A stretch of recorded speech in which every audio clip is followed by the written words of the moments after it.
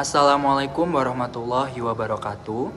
Halo teman-teman semuanya. Kami di sini dari kelompok 4 akan menjelaskan materi tentang ide desentralisasi merupakan solusi tepat bagi negara Republik Indonesia. Tugas ini dibuat untuk memenuhi salah satu mata kuliah yaitu Hukum Pemerintahan Daerah dengan dosen pengampu Bapak Dr. Yusdianto SH MH.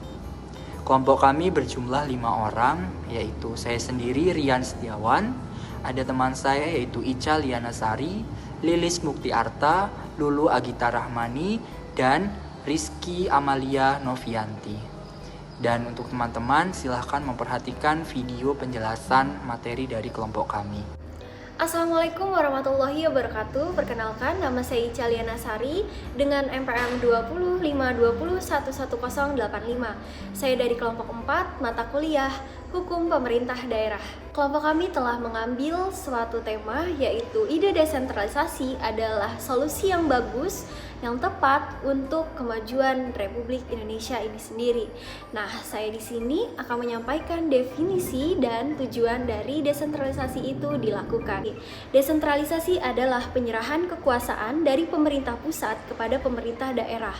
Nah, desentralisasi ini berdasarkan asas otonom itu sendiri. Pengertian ini muncul berdasarkan Undang-Undang Dasar Nomor 23 Tahun 2014. Dengan adanya desentralisasi, maka muncul otonomi bagi suatu pemerintah daerah. Desentralisasi adalah sebenarnya sebuah istilah di dalam keorganisasian yang secara sederhana didefinisikan sebagai penyerahan kewenangan. Selanjutnya adalah tujuan dari desentralisasi itu sendiri.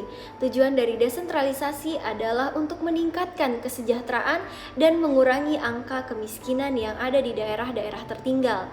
Fokus dari desentralisasi ini sendiri adalah pembangunan yang ada di desa atau daerah-daerah yang tertinggal. Dengan adanya fokus ini diharapkan untuk daerah itu sendiri agar bisa berkembang dan melengkapi fasilitas-fasilitas yang belum ada di daerah tersebut. Sekian yang dapat saya sampaikan dan yang dapat saya jelaskan mengenai definisi dari desentralisasi dan tujuan dari desentralisasi itu sendiri. Asas desentralisasi selanjutnya diklasifikasikan menjadi 4 hal, yaitu yang pertama, desentralisasi sebagai penyerahan kewenangan dan kekuasaan. Yang kedua, desentralisasi sebagai pelimpahan kekuasaan dan kewenangan. Yang ketiga, desentralisasi sebagai pembagian, penyebaran, perencanaan, pemberian kekuasaan dan wewenang. Yang keempat, desentralisasi sebagai sarana dalam pembagian dan pembentukan daerah pemerintahan. Asas desentralisasi sebenarnya adalah istilah dalam keorganisasian yang secara sederhana didefinisikan sebagai penyerahan kewenangan. Penerapan desentralisasi dalam negara kesatuan menandakan bahwa kedudukan pemerintah pusat adalah tetap, yakni sebagai pemegang kekuasaan tertinggi. Hal ini ditandai dengan daerah yang juga ikut bertanggung jawab terhadap pemerintah pusat dalam pelaksanaan otonomi daerah. Selanjutnya yaitu contoh penerapan desentralisasi di Indonesia, saya ambil yaitu gubernur sebagai wakil pemerintah pusat. Salah satu contoh penerapan sebagai dekonsentrasi adalah dengan diterbitkannya peraturan pemerintah nomor 39 tahun 2001 yang mengatur tentang pembagian wilayah dan berwenang dari gubernur.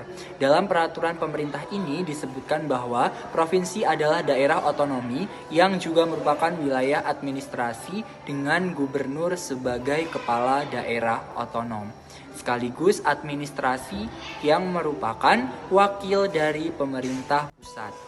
Selanjutnya, menurut Undang-Undang Nomor 32 Tahun 2004, Pasal 37 dan Pasal 38 terdapat 3 tugas utama sebagai perpanjangan tangan dari pemerintah, yaitu melakukan pembinaan dan kontrol, koordinasi dan penyelenggaraan tugas pembantuan.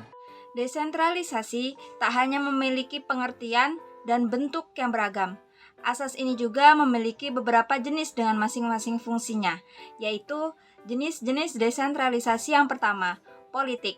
Jenis desentralisasi ini bertujuan untuk memberi semangat kepada masyarakat atau perwakilan terpilih agar lebih memihak banyak dalam pengambilan keputusan publik. Jenis desentralisasi yang kedua yaitu administrasi. Desentralisasi administrasi memiliki tujuan untuk mengembalikan kewenangan tanggung jawab dan sumber daya keuangan untuk menyalurkan layanan publik di antara berbagai tingkat pemerintahan. Selain itu, hal ini juga mempunyai 3 bentuk utama, yaitu dekonsentrasi, delegasi, dan devolusi. Jenis desentralisasi yang ketiga yaitu fiskal. Jenis desentralisasi yang satu ini bertujuan agar daerah mendapat kesempatan untuk menggali lagi berbagai sumber dana untuk menunjang jalannya fungsi fiskal yang efektif. Dan yang terakhir yaitu jenis desentralisasi ekonomi atau pasar. Tipe yang terakhir ini memberi tanggung jawab penuh akan segala sesuatu yang berkaitan dengan sektor publik ke sektor privat. Saya akan menjelaskan tentang kelebihan dan kekurangan desentralisasi. Yang pertama yaitu kelebihan dari desentralisasi. Yang pertama, menjadi lebih efektif. Untuk mengatasi masalah tertentu, pemerintah daerah tentunya tidak lagi harus menunggu adanya instruksi dari pemerintah pusat. Kedua, meringankan pekerjaan pemerintah. Ketika tiap daerah melaksanakan kegiatan pemerintahan sendiri, pekerjaan pemerintah pusat menjadi lebih ringan, upaya mengurangi penumpukan pekerjaan yang dimiliki pemerintah pusat. Nah, 3, birokrasi tidak terlalu panjang. Hal ini memangkas tahapan-tahapan prosedur dalam birokrasi sehingga dapat membuat sistem pemerintah lebih efisien. Yang kelima, kemajuan daerah terukur. Pemerintah daerah menjadi lebih fokus membangun daerahnya, serta mengembangkan rencana dari beragam lembaga pemerintah akan lebih terintegrasi. Yang keenam, meningkatkan hubungan pusat dan daerah. Pemerintah pusat tetap ikut andil dalam berbagai keputusan, sehingga bisa membuat hubungan pusat dan daerah akan tetap terjalin dengan baik. Selanjutnya, kekurangan desentralisasi. Yang pertama yaitu timbulnya paham kedaerahan. Jika hal ini berlebihan, sikapnya akan memicu perpecahan antar daerah. Yang kedua yaitu perbedaan kebijakan antar daerah. Jadi dikhawatirkan tiap daerah memiliki banyak peran dalam sistem otonomi daerahnya, maka pemerintah daerah bisa membuat kebijakannya sendiri. Yang ketiga, terkikisnya peran pemerintah pusat. Dan keempat, penyelenggaraan lebih kompleks. Yang kelima, rawan eksploitasinya kekayaan daerah. Jadi, kenapa desentralisasi itu dikatakan sebuah solusi yang tepat bagi negara Republik Indonesia? Karena kehidupan masyarakat di daerah satu dengan daerah yang lainnya itu berbeda. Maka setiap daerah memiliki pemerintahan dan peraturan daerah yang berbeda pula dengan daerah yang lain. Jadi, dengan adanya otonomi daerah, setiap daerah bisa mengatur daerahnya sendiri, akan tetapi tidak boleh bertentangan dengan undang-undang. Dan juga dalam hal ini, desentralisasi yang diterapkan dalam praktik penyelenggaraan pemerintahan daerah di Indonesia dianggap yang paling akomodatif dan ideal. Karena apa? Karena dapat menjawab tuntutan pemerataan pembangunan sosial, ekonomi penyelenggaraan pemerintahan, dan pembangunan kehidupan berpolitik yang efektif. Sebab, desentralisasi menjamin penanganan tuntutan masyarakat secara variatif dan cepat.